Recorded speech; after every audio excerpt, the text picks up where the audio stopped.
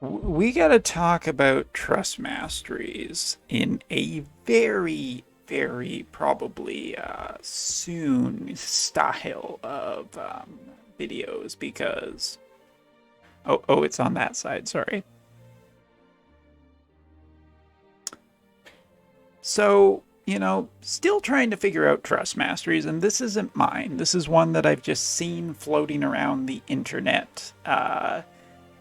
It is apparent that trust masteries are going to be maybe just a little bit game changing. They're super trust masteries, man. What you gonna do about them, right? Or strengthen trust masteries. But that's not what we're here to talk about today. We're actually here to talk about Final Fantasy 15, and yes, Kefka will be staying on the screen until he is released in the game. All right. So let's talk about Final Fantasy 15 characters. There are 3 Final Fantasy 15 characters and a vision card. And we're just really here to talk about the characters today because the characters overall, I think a lot of globalers probably want to know, well, currently on the JP side, how have the Final Fantasy 15 characters held up? Are they still good? Is the vision card still good? Umbra, what have you had the most experience with? What have you had the least experience with? And why do you make so many videos lately? Well, let's focus on one thing at a time. And we'll start with the obvious thing. Vision card, or one of the things that I just didn't get. The vision card gives attack up and increased missile resistance to a specific character, and gives party effects of AoE resistance and increased pierce attack and critical rate. It's basically, yes, it has a ice summon attached to it, and it is a ice spear piercing card. It's effectively the Aranea card, and I guess we can lump this in together with Aranea in general. Ice got some really good vision cards lately, and I think some of its vision cards will be holding up a little bit better than others. The Fenrir card, it's pretty good. You look at the Laswell card, that's pretty good kind of thing. And even the Shiva card, with what the Trust Mastery system will be getting upgraded to, yeah, it's pretty good. All of that stuff is nice and everything, but yeah, we'll kind of lump this Ice Vision card in with Aranea because Aranea was a character I didn't get at the time. And now here we are, 3 months later, kind of thing, what feels like almost a year later in just how this year has felt. I'm just going to say it. Aranea has not held up very well in the meta. She and ice units feel like they have dropped off. When you look at ice compositions, you kind of are seeing a lot of slash-based composition, and that's kind of built around this character, who is the Selection Quest character. Also throwing in maybe an Ice Mage, or maybe a Gilgamesh, or something like that. But really, Ice's fall from grace seems to just be that fire is just way too good of an element right now. I mean, forget the fact that we're almost a year later and UR Mont is essentially just still a really good go-to tank. Fire as an element is just pretty damn good and is looking better and better with each new unit that comes to it. But yeah, between Lord Mont, who was at the beginning of this year, and Setia, who came much later this year, and you guys can tell, I am a fan of Setia, but it has really pushed Ice pretty far out of what you usually see in terms of PvP, in terms of guild wars. Like even tonight, looking at a lot of the all-female guild war teams, you're seeing a lot of to do with, your Frederikas, your Black Witch Helenas, Tifas are freaking everywhere. What else? Yeah, you see Halloween Leelas, you see, I'm just scrolling through this list. You even see Victoras, but you very, very, very, very rarely see any kind of Aranea. And that's because Aranea is great DPS. And yes, you can use her to good success in PvP. Or sorry, I misspoke, PvE content.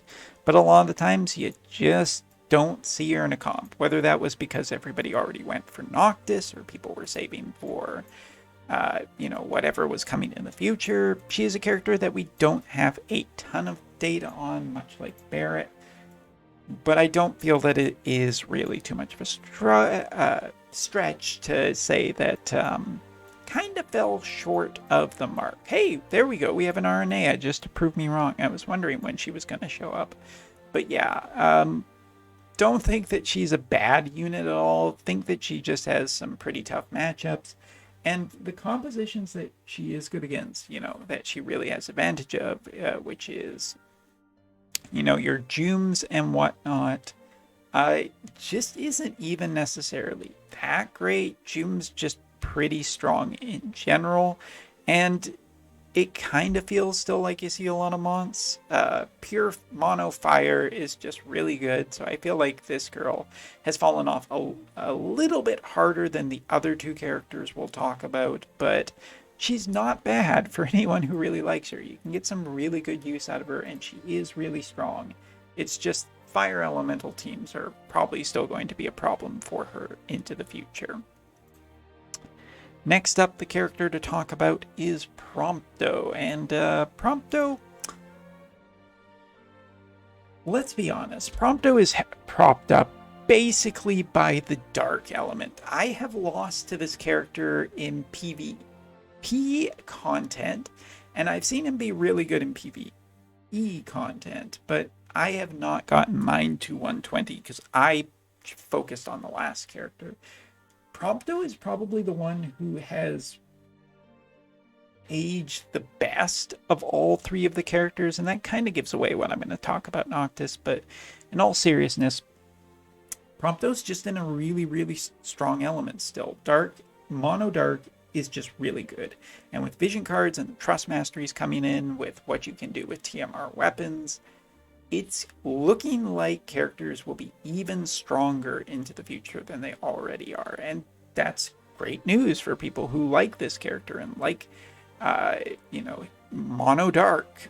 He gives a really good shooting option for Mono Dark, and he slots really well in with Dwan, or your Stern, or potentially with a Black Rose Helena. He fits really well. He takes advantage of the cards. He's a really good character, and I kind of regret not getting him up to level 120 when I had the chance. Even getting him up to 99 at this point is still quite a ways away for me. So he is a regret because I think he's kind of done the best, but, light teams with Jaden and Fina are still, a possibility out there. And if that's the case, he won't stand up particularly well to that, but that's just a strong elemental team right now. So I don't hold any grudge against this guy. He has probably held up the best out of all of them, just because of what element he landed in, and the fact that light hasn't, at least to up until lock at this moment, hasn't had anything too really scary added to it, other than maybe Lucio. After Jaden, it's essentially Lucio is one of the most powerful recent light-based characters. And just taking a quick jump in to look at Lucio. Scroll down, and yeah, he's kind of weak to that, but he's still an overall pretty strong character, so he can put up a fight against that. But there you go, the light and dark dual kind of nature there, of just one being strong to the other and also weak to the other at the same time, makes for kind of a pretty good balance. But I think that Mono Dark still strong. And last but not least is Noctis, and I do think that Noctis benefits really greatly from the unit that basically comes out almost essentially before him, Oberyn. Oberyn is just really strong. Oberyn is thrown into a lot of comps, and we kind of thought the same thing of Noctis. And to be fair, Noctis is the character that I feel like I've seen the most of. I saw him a lot in the very early days, and I've still seen him a fair bit. But a lot of the super big pros in the tournament didn't bring a Noctis, despite the fact that I did see him in the smaller parts before. Interesting. Is it because he's bad now? No. Is it because a lot more people are starting to have Joom at level 120? Yeah. That's probably the reason. I feel like if you look at Joom and you look at Tifa and you look at 2B, those three units do appear in pretty high frequency at higher tiers.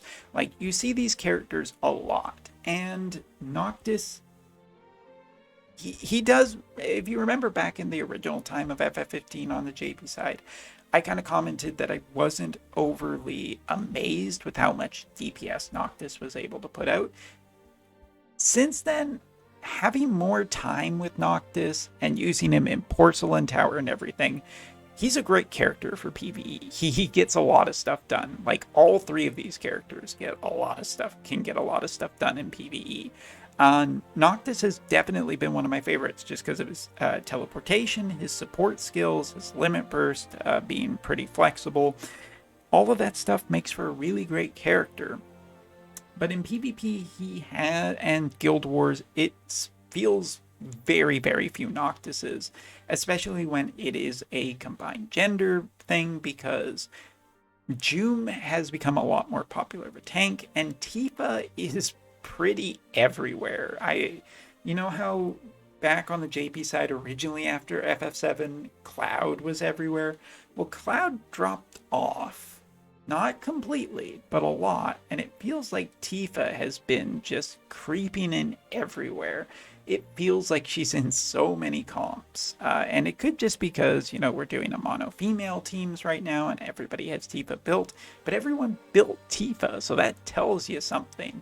So yeah, between the wind element right now, it feels like with all of the FF15 characters, their counter elements have gotten really good characters in the last little bit, especially with Noctis being faced up against Joom and Aranea faced up against a character like Setia. Those two characters, the Warrior of Crystal characters, just being so strong has put a little bit too much of a strain. And again, I still think that these characters are strong. They can definitely win PvP matches, and they can have a lot of functionality in PvE. So if you enjoy those characters, get them at all. But if you're looking for the most long-term value, and this is my final point of this video, a lot of people were saying, well, why are you not recommending farm recently? Or some people have said, why don't you recommend farm recently? Is your only reason just because of the fact that, the second anniversary banner? And no, that's not the case. It's because coming up in the future, you have the FF4 characters, which Golbez is definitely, I've heard enough about him that I'm starting to become a little bit more of a believer that Golbez is just worth the investment. And the Warrior of Crystals are definitely worth the investment. And you have FF6 and the future Warrior of Crystals yet. I just think that you should probably save a little bit more for these characters that are really so good. I am pretty big believers in the Warriors of Crystals because they have produced really good results for me. And I continue to think that they will produce really good results for me. So that's my recommendation. And of course, take it or leave it, like it or hate it, but it is what it is. And these characters are really strong and maybe should be a little bit, higher of a focus, not necessarily for people who can just get whatever character they want because they have a little more financial independence, but for people who are a little bit more curious about where, if you really want to irk out more value and you kind of like this character, but you have to wait a little bit, it is worth the wait for these characters. So yeah, there you go. The Final Fantasy 15 event overall, don't underestimate the characters in terms of their strength. But some of them fall off a little bit harder because of characters in the near future that I think are stronger and better investments in this game, where it's kind of difficult to have everything. Anyway, thanks for watching, and let me know how wrong I was in the comments below. Anyway, thanks for watching, take care, no hard feelings either way, and stay healthy and happy.